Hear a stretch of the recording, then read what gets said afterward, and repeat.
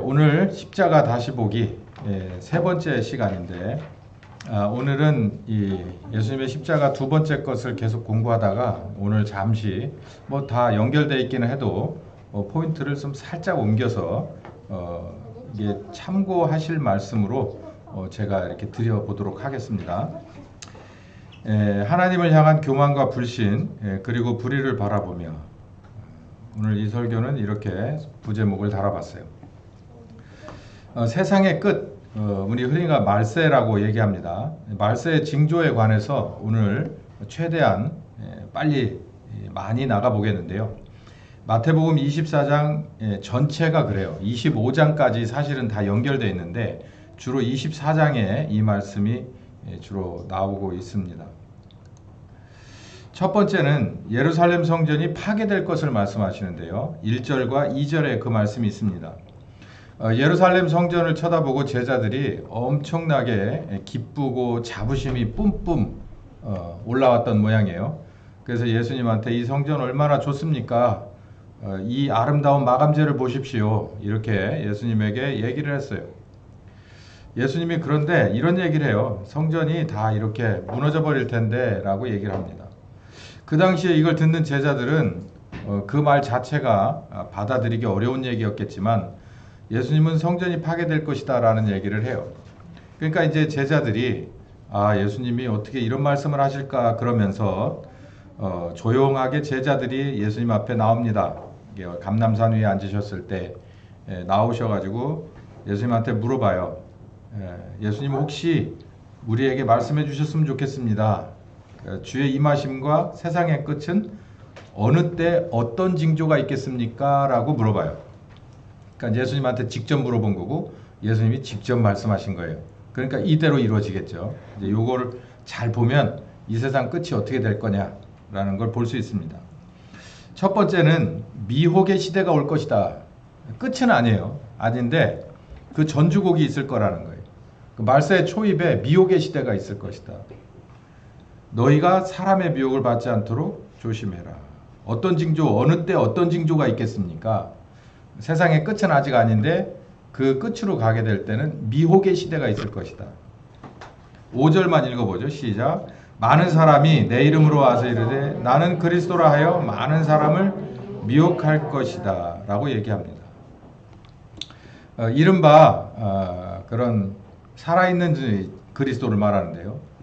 이게 말이 안 되죠. 뭐 우리나라에도 뭐 자기가 그리스도라고 주장하는 사람이 뭐 몇 명 있다고 얘기한 통계를 들었는데 사실인지 확인은 안 해봤습니다. 근데 그렇게만 볼 일은 아닌 것 같아요. 그러니까 매번 대선에 나와서 자기 찍어주길 바라지만 들어가는 사람들 있잖아요. 그런 사람들 중에 어느 한 사람 뭐 이렇게 항암제라고 그래가지고 그 사람 이름이 쓰여 있는, 우리 이따가 여전도에 청소하실 때 보면 우유통이 빵빵한 게 있는데 드시면 안 됩니다.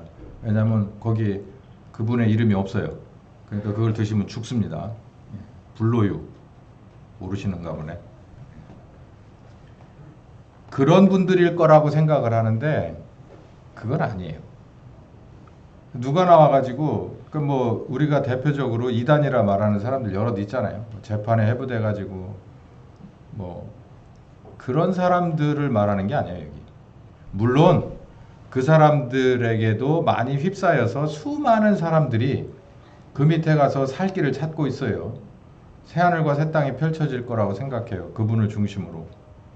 여기에 그 말씀도 맞는데 저는 어디에 꽂혔냐면 많은 사람을 미혹하게 한다는 거예요. 우리 어렸을 때 이렇게 하고 놀았어요. 혹하게 만든다. 그냥 뭐가 뭔지도 모르고 그냥 형들한테 배우고 주변에서 배운 거예요. 혹하게 만든다. 사람을 그렇게 혹하게 만들어? 그런 게 얼마나 많습니까 지금. 그게 예수님 말씀 맞다나 그게 우리의 영원한 생명과 아무 상관없거든요. 근데 혹하게 만드는 건 다 이 미혹의 범주에 들어가는 거예요. 먹는 것 중에서도 혹하게 만드는 게 있습니다. 입는 것도 마찬가지고 마시는 것도 마찬가지고 부동산도 있고 동산도 있고 하늘에도 있고 땅에도 있고 공중에도 있고 우리의 마음속에도 있고 혹하게 만드는 주제들이 얼마나 많습니까? 무엇보다도 우리의 가장 중요한 것, 우리의 구원, 죽고 나서 심판, 그리고 처벌받고 하는 이런 아주 기본적인 골자를 벗어난 거, 그거 준비해야 되는 거거든요. 그거 준비하는, 그러니까 복음과 구원에 관한 카테고리를 넘어선 그걸 지연시키거나 잊어버리게 만드는 건 다 미혹의 범주예요. 우리는 노상 그것만 생각하고 살아라는 거예요. 예수님이 그러는 거예요. 너희는 먼저 그의 나라와 그의 나라와 그의 의가 뭔데? 심판과 구원에 관한 문제예요. 죄와 심판과 구원에 관한 문제. 성령께서도 오셔가지고 가르쳐주는 게 죄에 대하여, 의에 대하여, 심판에 대하여라고 했잖아요. 그거 우리가 매일같이 고민해야 될 문제, 매일같이 점검해야 될 문제인데 이 문제를 뒤로 하고 다른 거에 집중하게 만드는 건 뭐든지 다 미혹입니다. 근데 그 배후에는 사탄이 있어요. 그 사탄이 하는 짓이에요. 왜? 어떻게든지 구원과 복음을 희석시키고 지연시키려고 하기 때문에 그래요.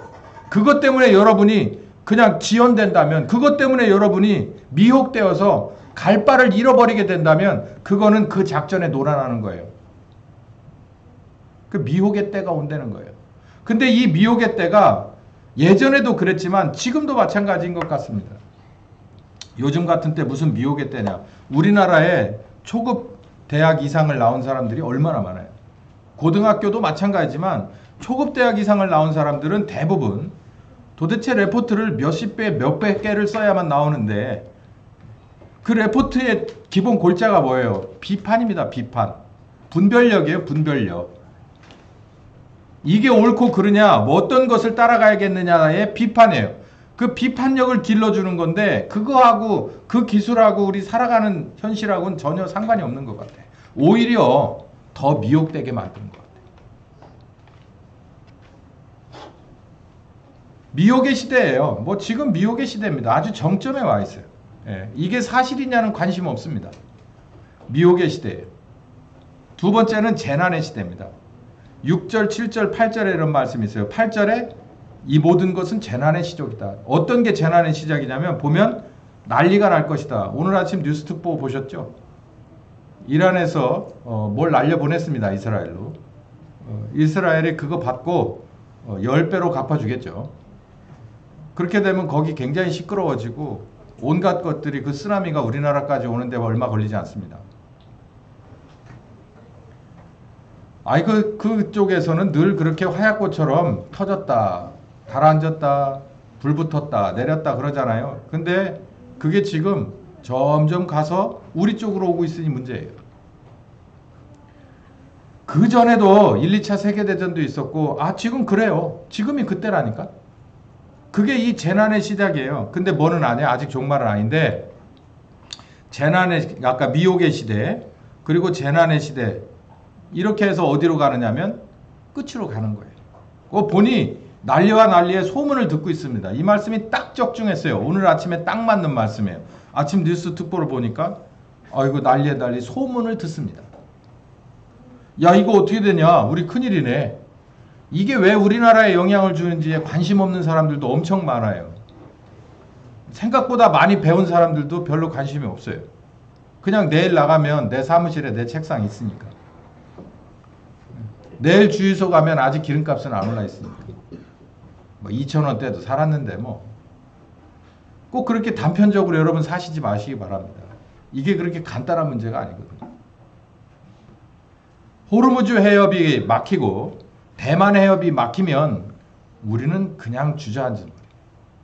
끝나는 거예요. 어디로 사고 팔 겁니까?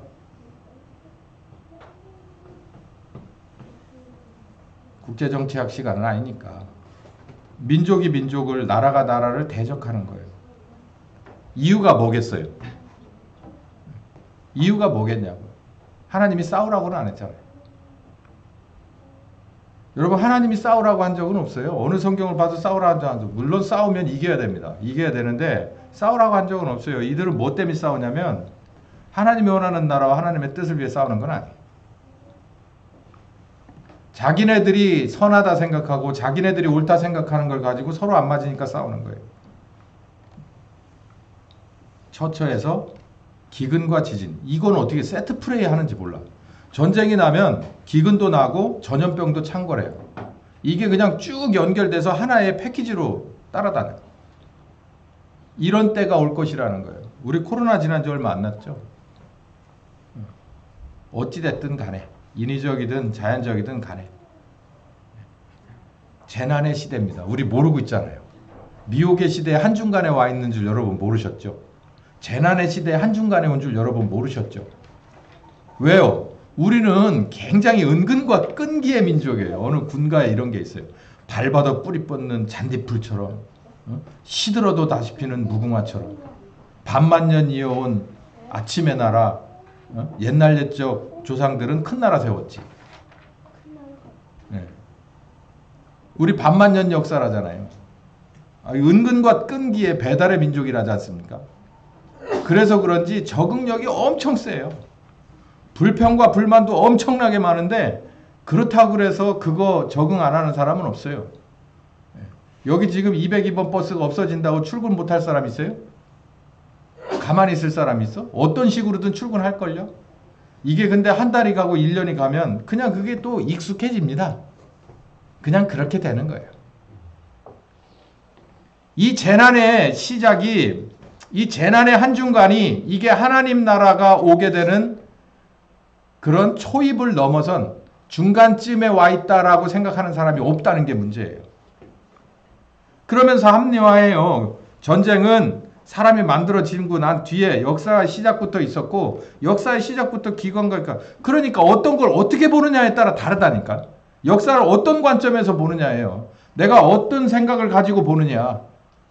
이 성경에 있는 말씀을 받아들일 생각 없이 불신의 마음을 얼마든지 비상구가 있어요. 근데 이게 이 하나님의 말씀이다라고 생각하고서 믿음의 눈으로 바라보면 심각해져 가는 거예요. 여러분을 겁주려고 하는 소리 아닙니다. 겁먹을 여러분도 아니고요. 자, 세 번째. 지금 세상의 끝이 어디로 가느냐는 거죠. 환란의 시대. 제가 볼 땐 여기 초입에 우리는 와 있어요. 여기서부터 4번에 무정의 시대가 지나면 예수님 오신다고 그랬어요. 제가 볼 땐 환란의 초입을 넘어섰다고 저는 봐요. 9절과 10절에 이 말씀이 있어요. 환란은 이런 거다. 전쟁이 환란이라 안 했어요. 그건 재난이라고 그랬지. 기근도 재난이라고 그랬어요. 전염병도 재난이라고 그랬어요. 환란이라고 안 했어요. 우리에게 환란은 이런 거다라는 거예요. 탁 특정해서 너희들을, 예수님의 이 말씀을 듣는 이 대상은 제자들이죠.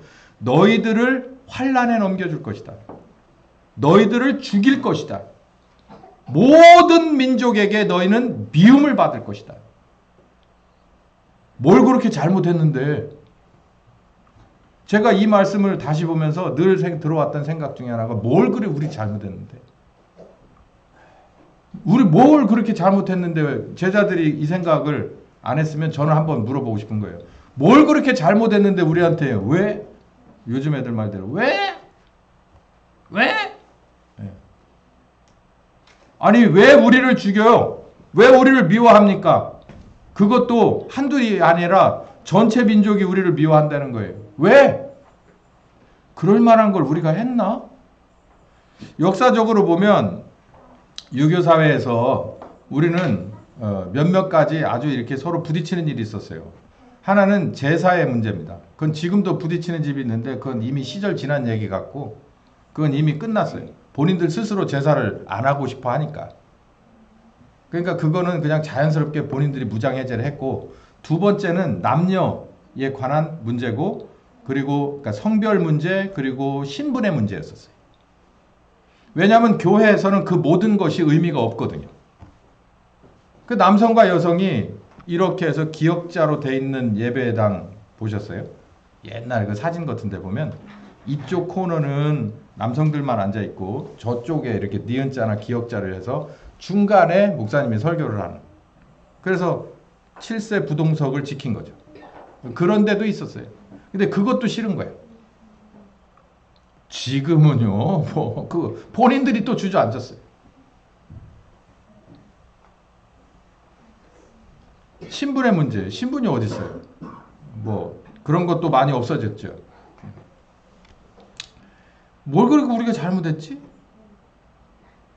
근데 이게 환란이라는 거예요. 잘못한 거 없이 미움받고, 잘못한 거 없이 어쩌면 서로 잡아주고 서로 미워하고 결국은 죽일 수도 있다. 죽임을 당할 수도 있다. 이게 환란이야. 이 환란이 지금 아주 정점에 달아 있는 곳이 있습니다. 그게 바로 북한이에요. 그 사람들이 뭘 그렇게 잘못했어요? 여러분, 예수 믿는 사람들 게으르지 않습니다. 예수 믿는 사람들 정석대로 한다면 절대 거짓말하지 않아요.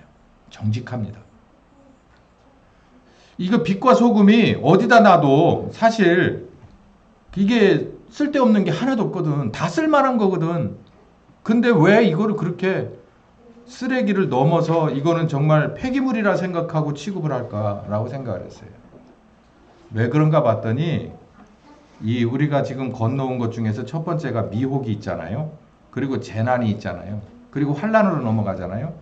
그래서 하나씩 뭐를 향해서 가느냐면 하나님과 대적하는 세력의 아마겟돈 전쟁으로 가는 거예요. 사람을 미혹하는 건 그 사람이 정신이 빠져서가 아니에요. 그 사람이 공부를 못해 분별력이 없고 난 놓고 기억자를 몰라서가 아닙니다. 그 사람의 양심을 화인 맞게 하는 거예요. 양심을요 무디게 만드는 거예요. 그게 미혹입니다. 그러면요 그 사람이 아무리 저기를 해도 분별력이 떨어져요. 왜냐하면 양심 자체가 어느 정도 선 가면은 우리 자동차 후진기 안 넣으면 바로 띵띵띵 소리 나잖아요. 조금 가까이 가면 난리가 납니다. 야가 막 삐 하고 막 난리 나요. 절대로 더 가면 안 된다. 그런데 우리들의 양심이 바로 그런 벨인데 그게 바로 문제가 딱 생겨버린다. 그럼 어떻게 되나요? 그냥 쉽게 선을 넘어요. 한두 번이지 한 3번 정도 지나면 그냥 관심 없어요. 그러다가 재난으로 와요. 재난이 오면 반드시 뭐가 될까요? 자기중심 사회가 돼요. 그리고 누군가를 희생제물로 삼게 돼 있어요. 그 유럽 역사나 이런 데를 봐도 뭐 어떤 질병이 창궐하거나 그러면 반드시 누구의 핑계를 대잖아요. 저 사람들이 옮겼을 거야, 저렇게 했을 거야 라고 하는 대상을 심잖아요. 그게 바로 우린 거예요. 그래서 우리가 환란의 제물이 되는 거예요. 그러면 하나님은 어디 계시냐? 이제 이런 게 나오게 되는 거죠. 근데 한번 조금 더 가봐요. 이 환란 여기도 이거 진짜 견디기 힘든 건데 그 다음에는 뭐가 오느냐면 이 무정의 시대입니다. 사랑이 없어지는 시대가 와요. 사람들의 사랑이 식어져 버린다. 그러면 이게 뭐가 될까요? 사랑이 식어졌다. 그러면 짐승만 또 못하게 돼요. 짐승은 최소한 있죠. 자기 배가 부르면 먹지 않습니다. 짐승은 최소한도로 지 새끼 지가 관리해요. 어느 정도 키울 때까지.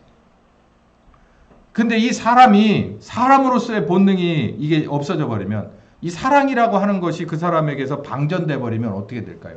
이건 괴물이 되는 거예요. 그냥 말하는 것마다 그게 아무짝에도 쓸모없는 괴물이 언어가 되고 마음 쓰는 것과 행동하는 것이 전부 이제는 정말 심각한 상황이 되는 거예요. 이러면은 예수님 오신다는 거예요. 이건 이제 사람 사는 게 아니죠. 그 전에 누가 죽냐면 우리가 죽어요. 그리고 나서 이런 세상으로 들어가요. 그러면서 거짓 선지자가 한 번 더 나오는데 뭐 어쨌든 우리에게는 여기까지 갈 건 없고 여기서 지금 문제가 되는데 제가 볼 땐 여기에 초입을 지났다고 보는 거예요.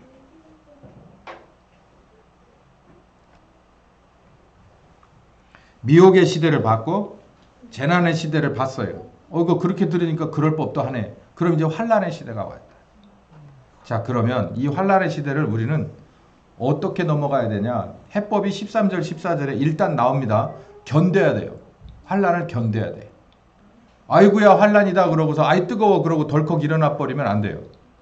아이고 추워 죽겠다 그래가지고 일어나 버리면 안 돼. 견뎌야 됩니다. 그리고 어느 때까지 견뎌야 되냐면 천국 복음이 온 민족에게 증거되는 때까지. 그러니까 이게 사도행전 1장 8절과 맞거든요.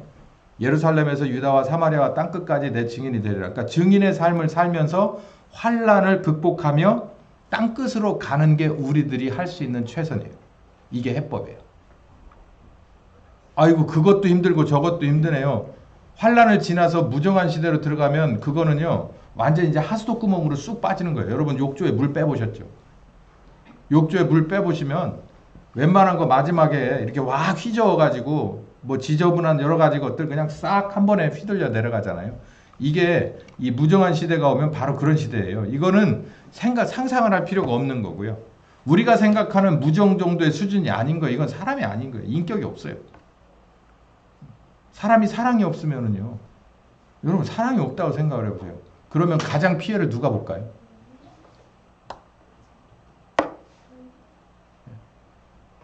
얘들이 봅니다. 그리고 여성들이 봐요. 그나마 남자들은 자기를 방어할 수 있을 만한 힘을 가진 남자들은 그 순번에 의해서 당할 거고 가장 어려운 건 얘네들과 노약자와 여자들이에요.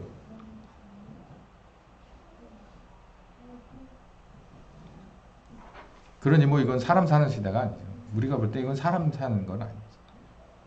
뭐 거기까지 우리는 뭐 고민할 필요는 없고요. 우리는 여기서 이 과정에서 주님을 만나면 되는데 그럼 말세 세부 징조들은 어떤 것이냐?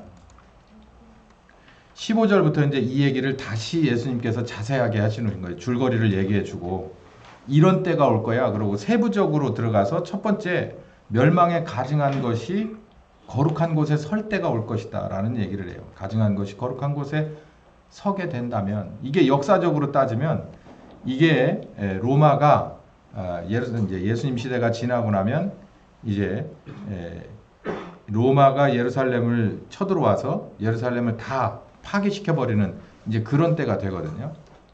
이제 그때를 말씀하시는 거다. 그러니까 역사적으로 그때를 예언하신 거야. 이렇게 말씀하고 있어요. 주석들은.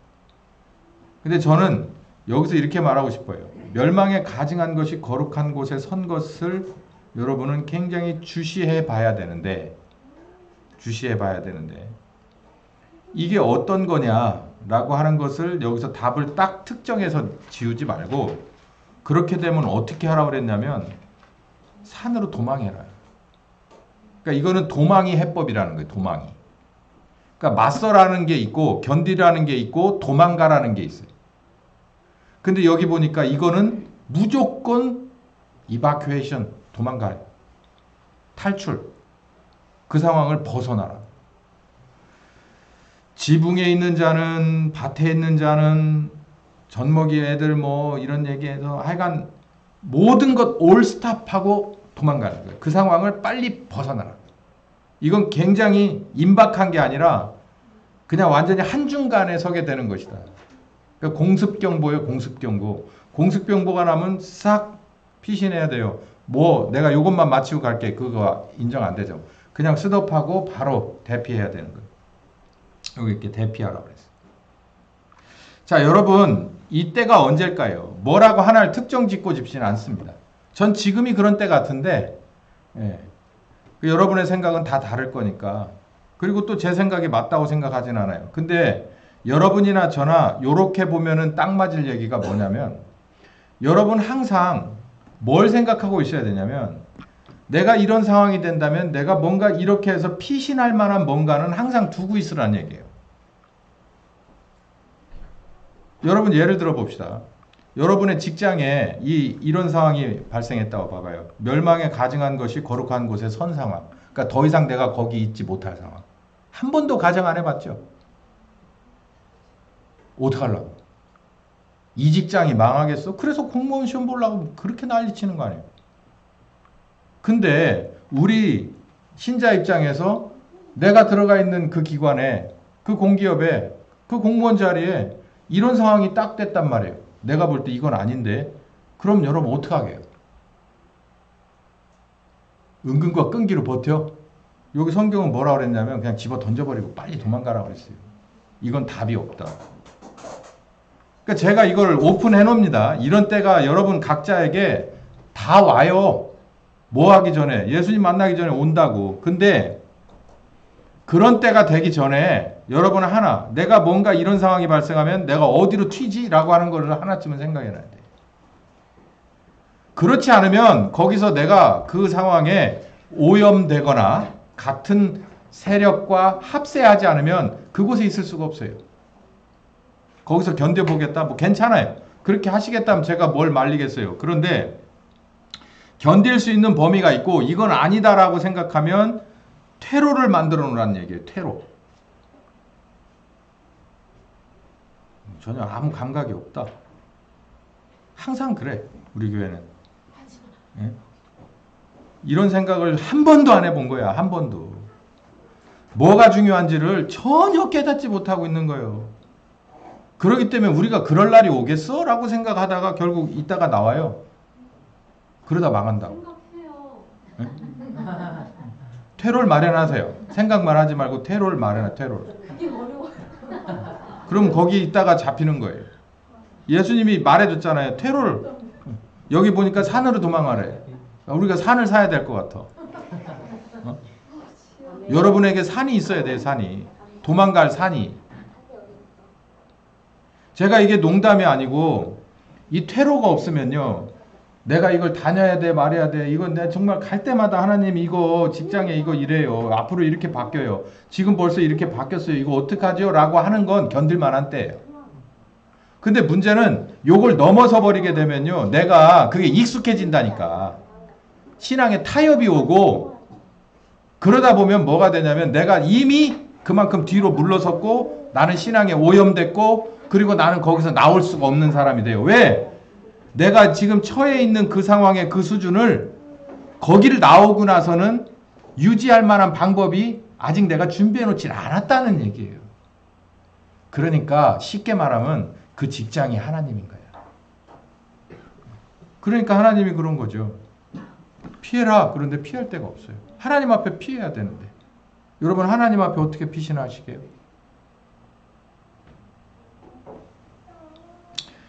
어디로 이민 가세요? 어디 가서 뭘 하세요? 뭘 하세요? 라고 말씀드리는 거 아닙니다.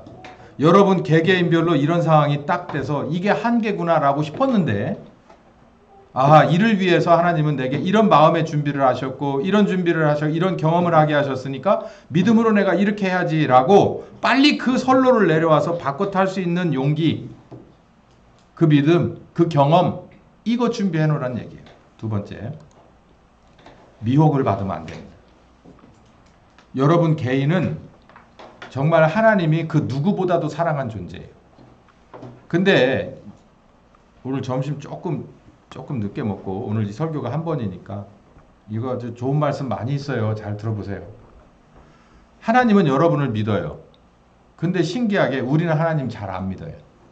그래도 하나님은 우리는 계속 믿어주고 바라봐주고 다시 기회를 줘요. 그 구도는 우리에게 늘 있어요. 예전이나 지금이나. 근데 뭐냐면 그 중간에 뭐가 끼어드냐면 하나님과 우리 사이를, 하나님의 짝사랑, 그리고 나는 짝사랑을 느꼈다 못 느꼈다 배반하고 하는 이 어성성한 이 상황에 누가 끼어드냐면 영적으로는 그걸 사탄이라고 말하는데 그 무언가가 끼어들어서 우리를 한눈 팔게 해요. 그게 미혹입니다. 아까 말씀드렸죠. 그게 물질적인 것을 이게 그러니까 먹는 거 마시는 거 입는 거 뭐 포함해서 모든 것이 하나님께 향한 내 마음과 내 시선을 혼란하게 만들고 분산시키는 건 다 미혹이에요. 하나님 차원에서 모든 것을 보게끔 해야 돼요. 결혼한 배우자는 대부분 그래요. 우리나라 여성들은 남편에게 굉장히 순종적이고 남편 가족 위주, 남편 위주잖아요. 그러니까 어디 가서 예를 들어서 백화점 4층에 명품관이 있어요. 명품관 가서 이렇게 쭉 보면은 주로 제 아내는 제 넥타이를 먼저 봅니다. 저는 어떻게 하게요? 뭘 먼저 보게요? 관심 없어요. 빨리 내려갔으면 좋겠어. 여기를 왜 왔는지 모르겠어. 근데 제 아내는 쑥 이렇게 돌아보다가 뭘 이렇게 툭 잡아요. 근데 그건 자기 거가 아니에요. 내 거예요. 하나님은 항상 우리를 향해 있어요. 집중해 있어요. 그래서 어떤 걸 보더라도 나 위주로 해서 가장 좋은 거를 손에 쥐고 싶고 주고 싶고 그 마음이 그래요. 근데 우리는 모든 게 하나님 중심으로 해서 세상을 보지 않아요. 내가 하나님 중심으로 이 음식을 먹어야 할까? 내가 하나님 중심으로 이 일을 해야 할까? 하나님 중심으로 이 결정을 해야 할까? 하나님 중심으로 이 결정을 해야 될까? 아니 결혼한 배우자가 어디 가서든지 남편 넥타이와 셔츠 색깔을 신경 써야 되는 거예요. 남편 위주로 본다는 거예요. 우리도 하나님 위주, 하나님은 우리 위주로 보거든요. 그래서 예수님을 십자가에 보냈잖아요. 그보다 더한 게 어디 있어요? 우리들 상황에서 가장 좋은 것을 먹이고 싶고 우리들 상황에서 가장 좋은 것으로, 그게 우리가 동의가 안 될 수가 있죠. 요만한 애들이 달콤한 거 먹고 싶다고 다 줄 수 없는 것처럼 하나님은 우리의 건강을 위해서, 영적인 건강과 육체의 건강과 우리들의 정신 건강을 위해서 다 신경 써서 이렇게 해주길 원해. 다 권해주는데 우리는 딴 거에 미혹돼 있어요. 근데 그게 결국은 하나님하고 반대 방향 쪽에서 있는데 한눈 팔고 있어요. 그게 미혹이에요. 스스로가요, 교만해지거나 스스로가 누군가에게 의존하는 두 가지가 있어요. 노예죠, 노예. 이 문제입니다. 미혹은요, 두 가지 때문이에요. 첫 번째 뭐라 그랬어요? 제가 지금 두 가지 요인을 말했죠. 교만. 교만. 이거 해보셨어요? 이거. 이걸 하면은 교만으로 쓰러지는 경우가 있습니다. 제가, 예를 들어서 이만한 제가 여기 유신이 너무러네. 하나나 이런 애들하고 이걸 하게 되면 교만해져요. 이놈 자식 팍 하고 내가 이렇게만 해도 너는 넘어갈 걸. 그러다가 어떻게 해요? 얘가 쑥 빼면 그냥 내가 앞으로 갔잖아. 이게 교만이에요. 미혹이 그래서 와요. 내가 이런 걸 분별 못할 것 같아? 라고 하는 이 온갖 자신감. 그게 결국은 뭐를 만들어내냐면 내가 거기에 아무 생각 없이 그냥 푹 빠져버리는 거예요. 그냥 어떻게 할 수 없이 그냥 넘어지는 거예요. 교만. 두 번째는 의존입니다. 의존. 너무 믿어버리는 거지. 너무 믿어버려. 요즘 사회는 딱 한 가지만 잘하면 되는 사회예요. 우리 엄마들한테 물어볼까? 이유식 집에서 하는 사람. 예? 이유식 집에서 다 하는 사람. 처음부터 끝까지 다 하는 사람. 아니면 신용카드 갖고 인터넷 결제하는 사람. 신용카드 하나만 있으면 돼. 한도 높은 거. 블랙카드면 더 좋은 거야. 그러면 내 이 갓난아이부터 시작해서 모든 게 되는 거야. 그러니까 나는 어디만 집중하면 돼. 이 카드를 유지하는 것만 집중하면 돼. 이게 요즘 세상이에요. 그러다 보면 이 이유식에 뭐가 들어갔는지 내가 그거 분별 못할 줄 알아. 여보세요. 정신 차리세요. 똑똑하셔요? 24시간 보셨어요? 그 자재가 어떻게 나오는지 보셨어요? 어떤 경로로 그 손에 와서 어떻게 요리하시는지 24시간 봅니까? 교만이에요. 의존이에요. 그게 뭘 만드냐면 이 미혹에 빠져요. 우리는 항상 이렇게 생각해야 돼요. 하나님, 저는 믿을 대상이 당신밖에 없습니다. 똑같이 가서 싸구려를 가져다가 살 수밖에 없는 상황이라도 하나님, 좋은 물건, 좋은 사람, 그리고 좋은 방법으로 내가 내 자녀에게 주길 원해요.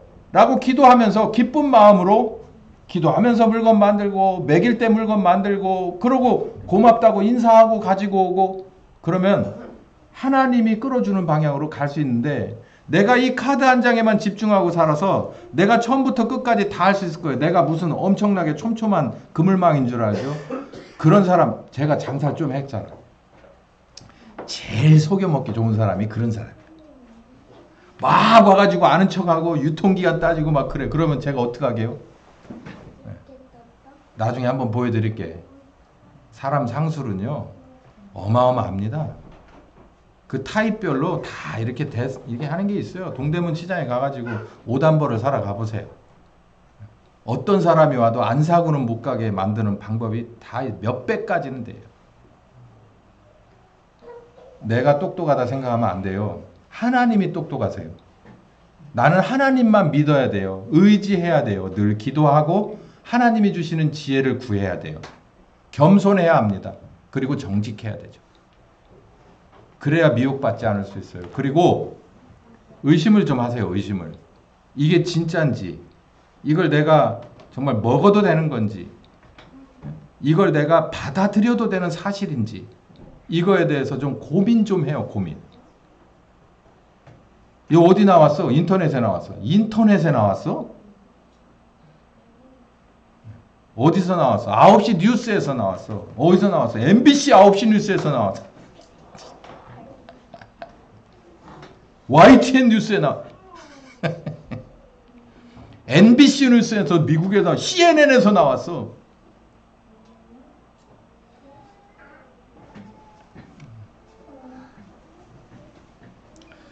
(26절이) 해법이에요. 읽어봅시다. 시작. 그러면 사람들이 너희에게 말하되 보라, 그리스도가 광야에 있다 하여도 나가지 말고, 보라, 골방에 있다 하여도 믿지 마라.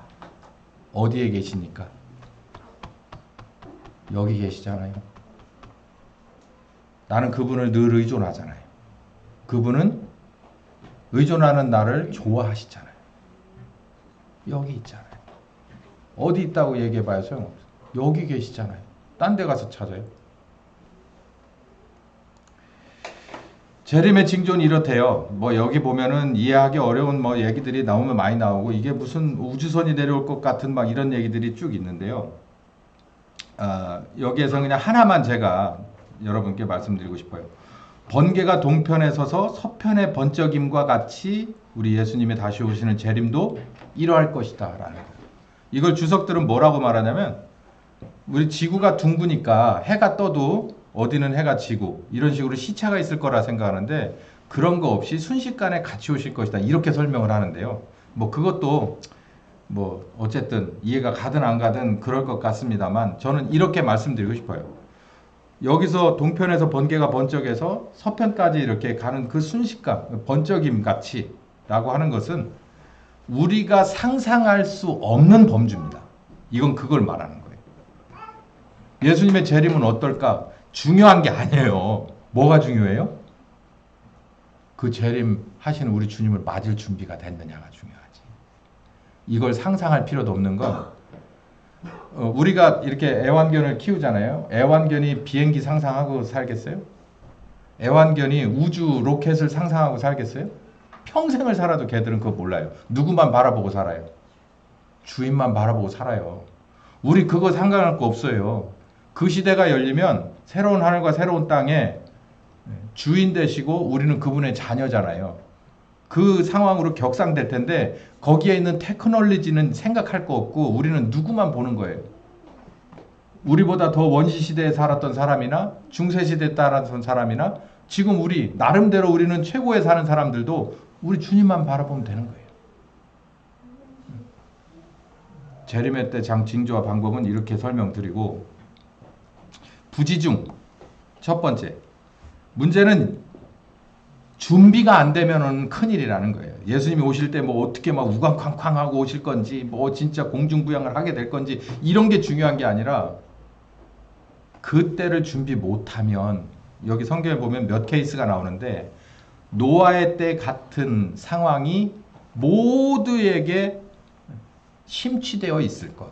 노아의 같은 상황이 어떤 상황이냐면, 홍수가 나가지고 저희를 다 멸할 때까지 깨닫지 못하였으니 인자의 맘도 이럴 것이다. 비가 오기 시작했네. 아니 들어오라고 했는데 안 들어와. 근데 비가 와서, 제가 한번 상상해보면 이 말씀이 맞아요. 비가 왔네. 그래, 에이, 한 이틀 오다 말겠지. 이틀 지나도 계속 와. 심상치 않아. 여기 천이, 두개천이 넘칠라 그래. 에이, 한 일주일 오다 말겠지. 아니야, 한 2주 정도 온 적도 있어. 그러다 보니 어디까지 와? 우리 1층까지 와. 그래도 한 이틀 더 오니까 2층까지 와. 저는 4층이잖아요. 3층은 이제 걱정되겠지만 저는 아직 3층은 안 넘었잖아. 안 되면 5층까지 올라, 안 되면 옥탑까지 올라가지 뭐. 옥탑 위에는 어디래?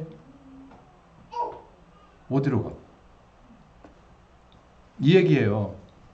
계속해서 그래? 이러다 말겠지. 이러다 좋아지겠지. 그러고도 조금 더 옆으로 물러서.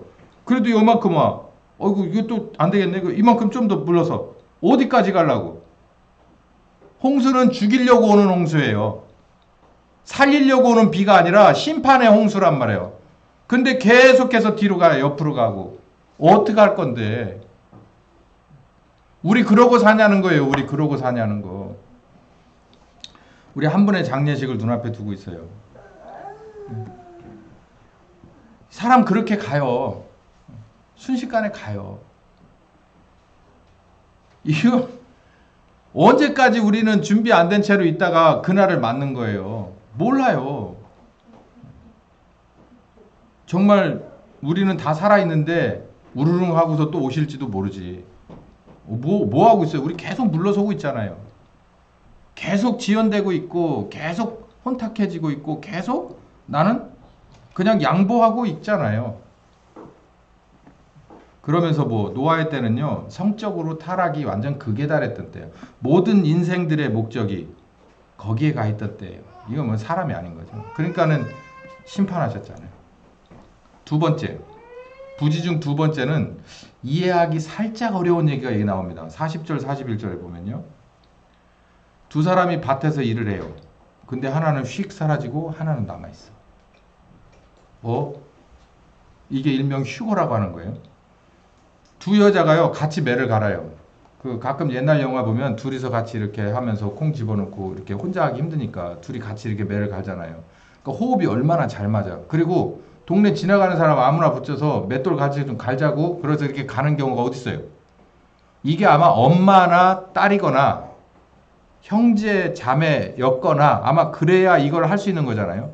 그러니까 굉장히 근접돼 있다는 얘기예요. 매를 같이 갈았다는 얘기는 한 집안 식구일 가능성이 크죠. 근데 어느 한 사람은 그냥 있는데 어느 한 사람은 쑥 하고 없어져요. 그러니까 여기다가 휴거라는 얘기를 집어넣어 갖고 신비하게 집어넣으면은 우리가 또 한눈 팔게 돼. 이해가 안 돼. 아니, 두 사람이 밭에 있는데 하나는 그 컴퓨터 CG처럼 뿅 하고 없어지고 하나는 그냥 나와서 어디 갔어 이런 걸로 생각한다고요. 에? 여기 맷돌을 둘 가는데 딴 데 이렇게 집어넣어서 있잖아 형님 아유 왜 이렇게 힘 좀 써봐 왜 이래 근데 욕 없어. 이런 거로 그러면서 휴거 이렇게 생각해요. 아니 그런 일이 벌어지지 않을 거라고 전 장담 안 해요. 그런 일이 있을 수도 있겠죠. 근데 여기서 이 말씀이 우리에게 주고자 하는 의미는 뭐냐면 똑같은 가족이든지 아주 밀착된 관계 속에서 한 가지 목적을 가지고 살던 사람들을 말하는 거예요. 이 사람들 중에서도 누군가는 남고 누군가는 데려감을 당할 거라. 우린 이렇게 생각해요. 나 교회 다녀. 나는 하나침례교회 다녀.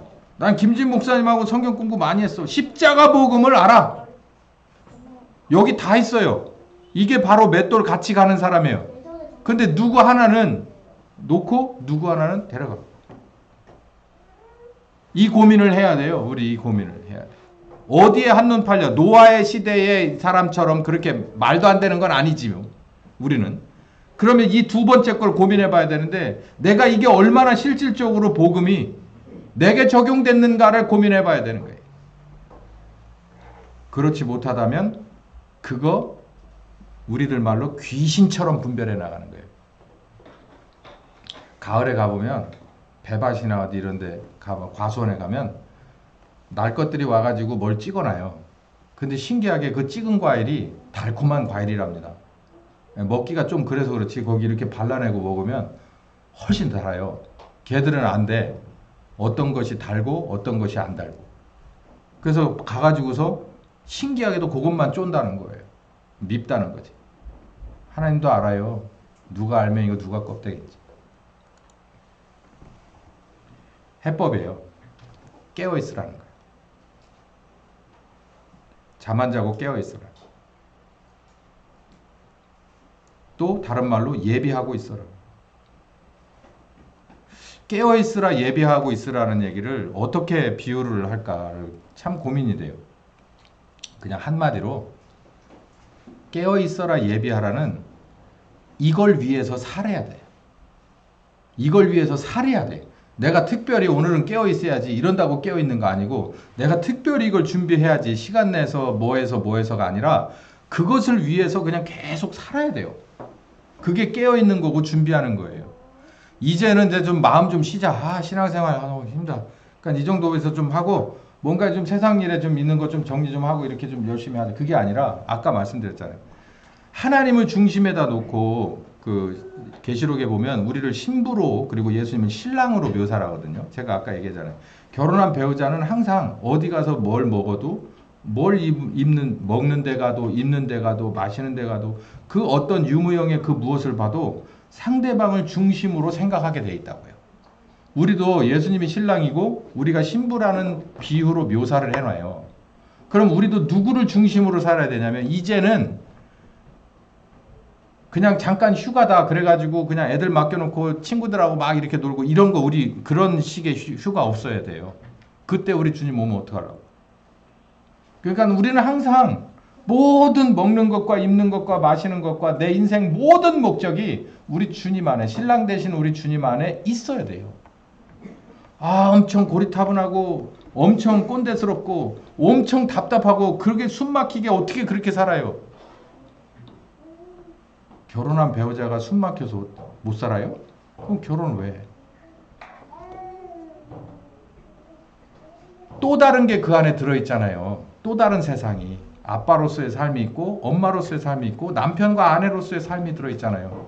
우리는 옛사람을 벗어버리고 새 사람으로 살아야 돼요. 새 사람은 누굴 중심으로 사는 사람이냐면 아버지와 아들과 성령 하나님을 위해서 우리를 구원하기 위해서 계획하고 십자가에 죽으시고 우리와 함께 하시는 성령님을 위주로 살아가야 돼요. 그분과 결혼한 거예요. 한 파트너가 돼. 내가 네 속에 있길 원한다. 그게 뭐예요? 우리 결혼한 사이라니까.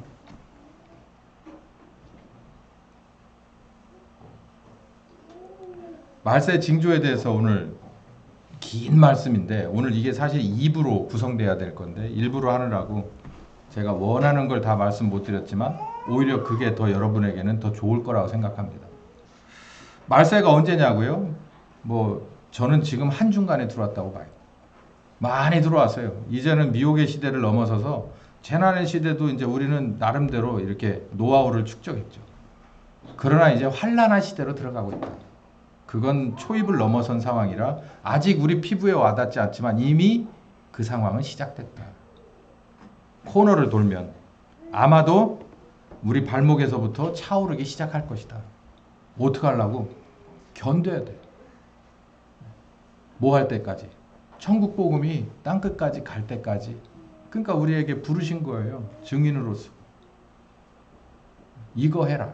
왜냐하면 환란의 초입에서 우리를 부르시는 거예요.